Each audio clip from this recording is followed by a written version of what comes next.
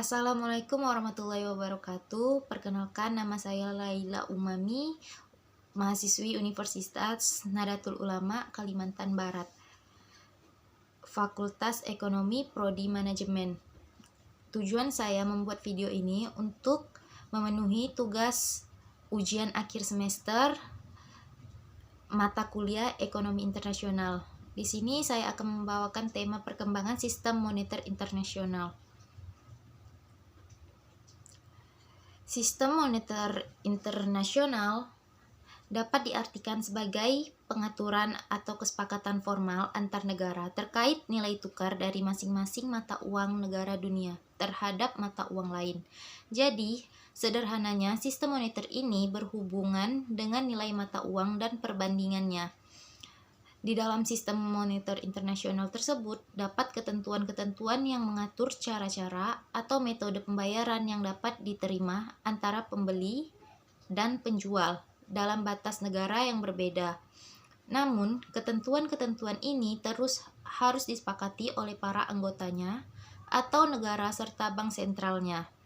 Dan yang kedua ialah sejarah sistem moneter internasional.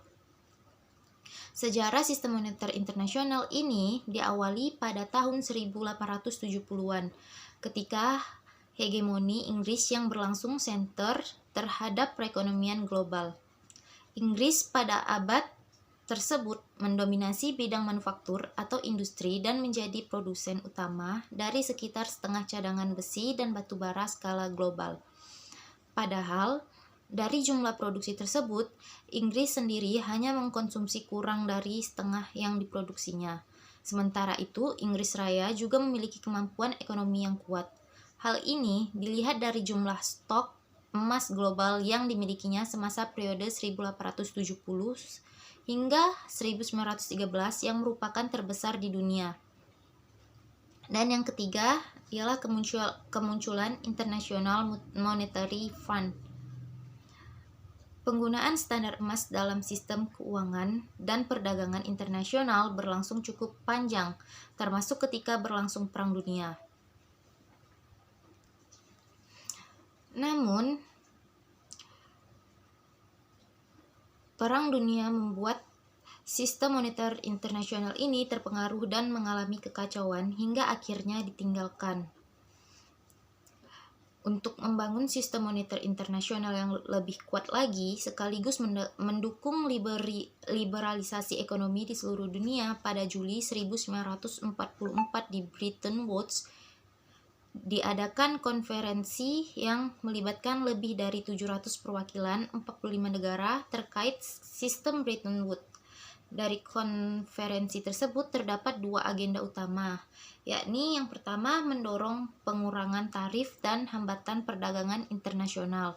Yang kedua, menciptakan kerangka ekonomi global demi meminimalisir konflik ekonomi dan mencegah terulangnya Perang Dunia.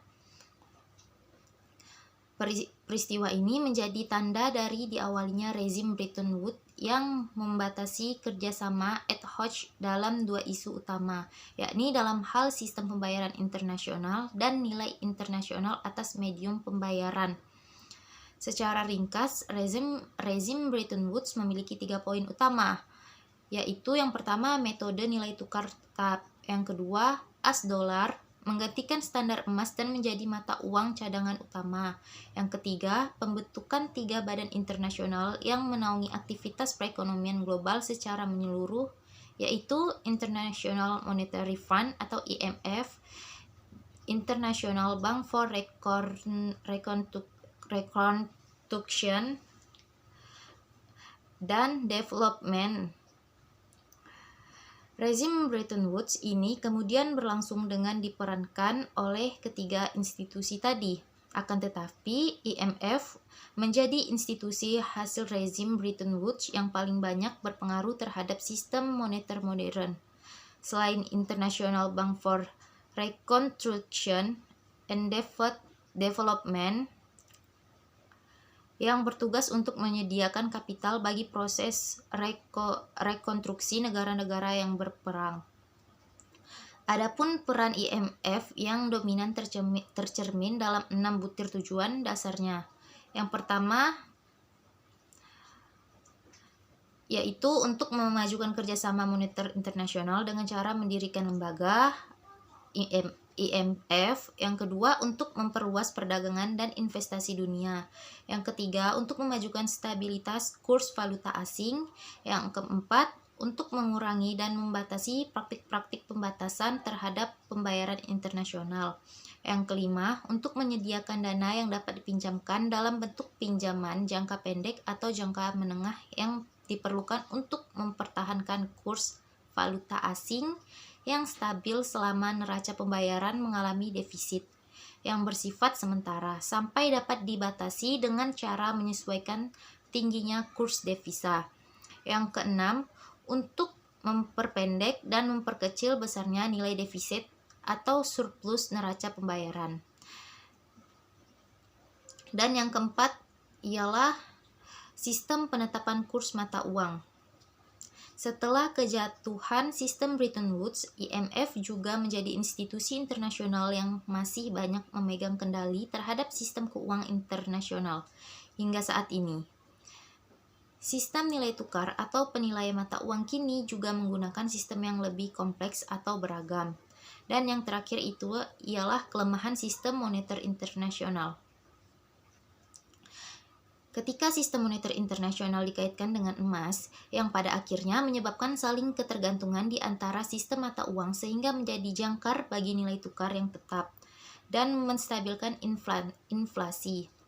Ketika sistem gold standar hancur, fungsi yang bernilai ini tidak bertahan lama dan dunia terjebak dalam rezim inflasi yang terus-menerus. Segitu saja yang bisa saya sampaikan. Mohon maaf apabila ada salah-salah kata. Saya akhiri. Assalamualaikum warahmatullahi wabarakatuh.